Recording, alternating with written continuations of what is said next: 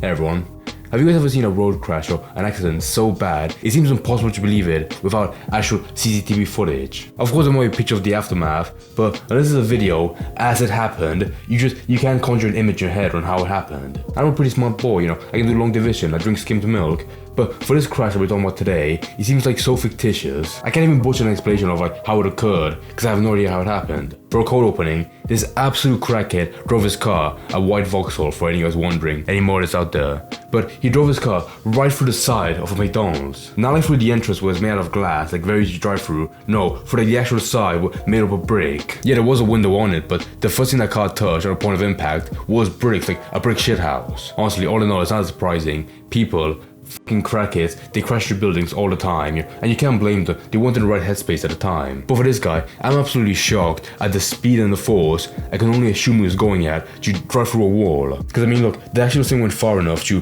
reach the tables and into the dining area. They could have been a little fat German boy dribbling on the table right before he got atomized by that white Vauxhall. But if I'm gonna go any further in this story, I have to bring up the artist of this project. Say this old goon, What's going on? What's going on?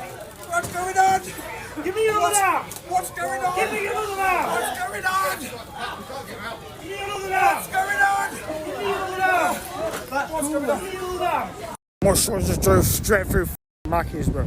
I'm actually so glad that guy was such a recorder. I love his voice. If we drove a goddamn wall for the Vauxhall. Even though I do wish he was recording more. I mean, I'm not expecting a perfect TV crew to be right there on the scene the second it happened to report everything. But I would have, liked more content than just this guy tweaking, freaking out. I don't know whether you could tell just by his face that he was on something. I'm not sure what, I'm not an entrepreneur.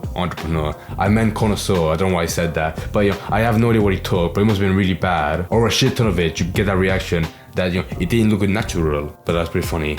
If you're high, how the f do you not see a brown wall with a huge McDonald's sign up there in the air, glowing yellow? You have to be really empty to not see it or not understand the beauty of the golden arches. God bless America. You know what? This video would have been better if he was smiling and he had an earpiece and he was using practical jokers all the time for a TV skit. But apart from him not seeing the wall, I think it's scary so how fast he was going or how fast he didn't know he was going. He might have, I don't know. You can tell post crash that he was definitely having a panic attack. But I gotta give it to Vauxhall for a second. They made a nice little cheap hatchback with the horsepower and durability to crash through a wall. If a crack can get that much use out of it, imagine how useful it would be for a mom. Okay, but all jokes aside, let's be serious and analytical for a second. It really is a wonder how nobody died from this. Because it was on a Saturday afternoon, legitimately for any fast food place, the busiest time of day or the busiest time of the week. As well as taking into account the car being dead center in the restaurant, like the dining area. But I can't say entirely that nobody got hurt because a 37-year-old man did get life-threatening injuries and he did have to be taken to the hospital. So I'm sorry, this cracker story can be all funny ha-has. I'm not making light of that man's misfortune of injury, but I'm still blown away how not even a child, a 10 little boy was caught in the collision of that car. This is just one of those stories that proves you can never, ever predict the outcome of your day-to-day well-being. Because I don't think that man was going to McDonald's with the hopes and intention of having a car ramming into him. Okay, you know what, f me. I shouldn't pin this on the universe. We all know exactly who to blame for the crash and for bringing all those police cars to the restaurant. I will admit, however, like in the UK, that no matter how minor or serious that incident is, you'd always have an entire brigade of police cars ready to respond. But I would just like to point out that I was having a mini stroke there and I couldn't pronounce brigade. I was saying brigade, and I was looking on Google how to pronounce it properly. And Google is formally teaching people to say brigade. That was just a nice observation I made, sorry.